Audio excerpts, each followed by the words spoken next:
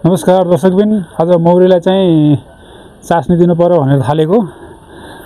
यो माघको महिना अत्यन्त चिसो भएको भएर मौरी चाहिँ त्यति बाहिर निक्ले पनि चिसोले चाहिँ कठ्याङ्ग्रिएर पुरै मर्ने भएको भएर अलिकति चास्नी चाहिँ यो कृत्रिम आहार दिनु पर्यो भनेर थालेको।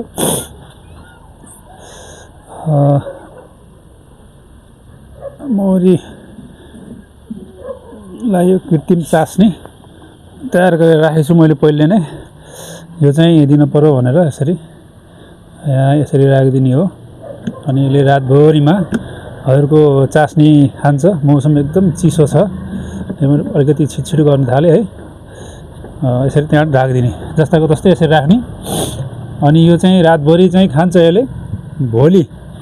भोलि बिहान घाम लागेपछि फेरि यो चास्नी खाए रातभरिसम्म सायद खान्छ। यदि खाएन भने पनि यो चाहिँ निकालेर राख्नुपर्छ, दिनमा चाहिँ राखिदिनु हुन्न। हस् त, यो भिडियोलाई चाहिँ लाइक गरिदिनु होला, फेसबुकमा चाहिँ जोडिनु होला।